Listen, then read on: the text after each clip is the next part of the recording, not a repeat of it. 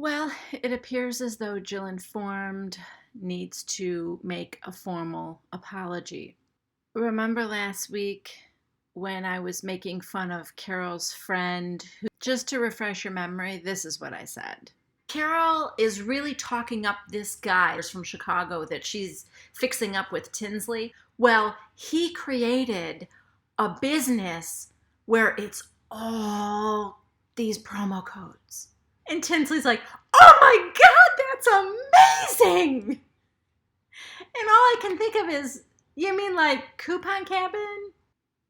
As it turns out, Carol's friend is actually the guy who created Coupon Cabin.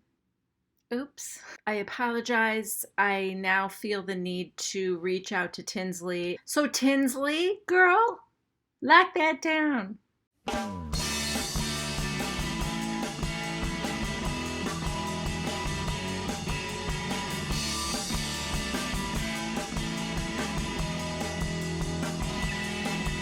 Hi everybody, it's me, Jill. Welcome to Jill Informed. I'm coming to you today from the beautiful state of Michigan, and it is time for the Real Housewives of New York City. Season 9, Episode 16, 3 Tequila Floor. This was a good episode. So the ladies arrive in Mexico, and of course, Bravo needs to show us every Mexican cliche known to man just to drive that fact home. We've got the mariachi players, we've got the dancers in traditional garb, and the Mexican flag, and yes, we've got it all. We get it, Bravo. They're in Mexico.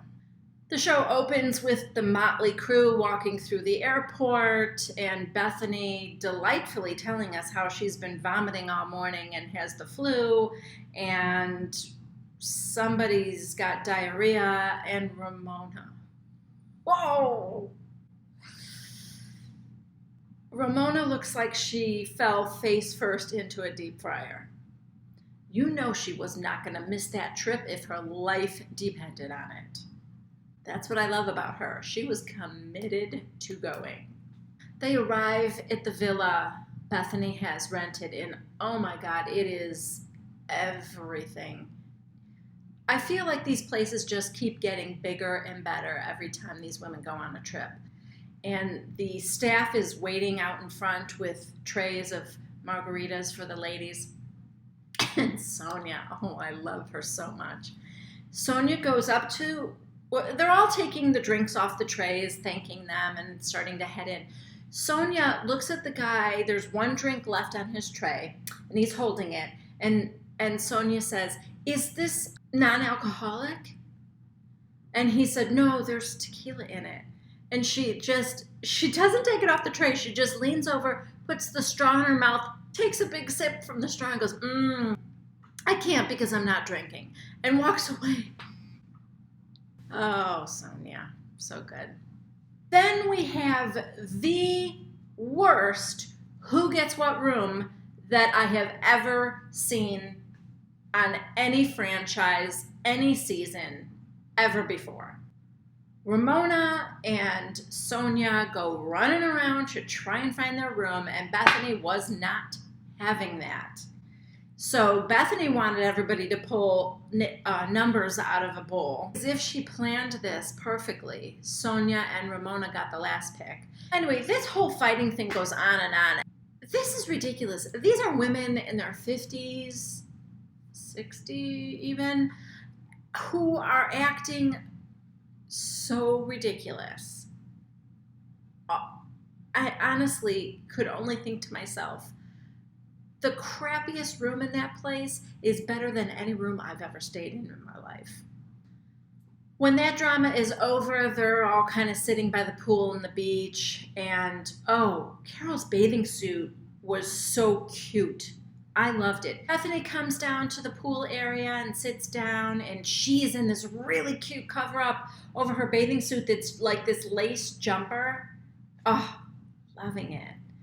And they're talking. Down by the ocean in front of where these ladies are sitting is Sonia and Ramona sitting by themselves. And Tinsley's very intently trying to figure out what's going on. Are they mad at us? And everyone's like, why should they be mad at us? We should be mad at them. And she's like, I think they're holding hands. And then a little while later, she announces, oh, now they're kissing. Conversation that Sonia and Ramona are having is Ramona's trying to tell Sonia, you know what, we've got a good life and we've got each other and we've been friends forever. And Sonia's just laying there looking. And then finally Sonia says to the confession cam, I just couldn't stare at her face any longer. I mean, it looked like a pizza without cheese. It did. It was so bad. Her face looked so painful. The next scene is dinner, which was supposed to begin at 7 p.m. And Bethany came down to dinner at 8:30, 90 minutes late, and she was the only one there. And Luann is very, well, she's drunk. She just is. Don't you guys feel sorry for the chefs in these places? They're probably nervous that they're going to be on camera. And okay, so dinner is at 7, so let's have everything ready. And nobody shows up until probably almost 9 o'clock. And you know they're like scrambling to keep the food warm. And I mean, do people that wealthy have to be inconsiderate? So the ladies are starting to get into an argument. And Luann gets involved and she is really slurring her words, kind of slouching back, and like one of her boobs is hanging out. And she is not the Countess tonight. She is sloppy Luann. What does Tinsley always do? She cries and gets flustered, and so she's crying, and Ramona says something like, you know, oh, who cares? And Tinsley, well, I care about me. I care. Luann's like, you know why? Because your girlfriend doesn't have your back. She kind of just, she gets up from the table, and I don't know if she says she needs to get some air or what. Luann kind of teeters off to go outside, and Ramona follows her out. So the two of them are sitting there on the steps, and they're having a really weird, incoherent conversation. And Luann stands up and does a little dance and then falls right into the bushes. I mean, just falls right over into the bushes. Of course, rather than having your gut instinct be to just go grab your friend and help her out, Ramona calls the staff. 2 men come rushing out, pull her out of the bushes. Ugh. And then they're walking a few steps together. There's about a 2-foot drop onto another level of the patio. And Luann just walks right off the edge and falls right on her ass again. Mona's response is like, that was just a normal thing. And she goes, oh, see, you shouldn't have gone that way. You should have gone around this way to where the steps are. Oh, yeah. Like, Luann made that conscious decision that, yeah, I could probably make this, and then realized, oh yeah, that was a bad idea. No. Oh, she somehow gets herself up, because later you see her kind of teetering off into the villa to go to her room, and the staff is now on high alert, and I think there's like one guy on either side of her that's gonna like make sure she gets to her room without injuring herself.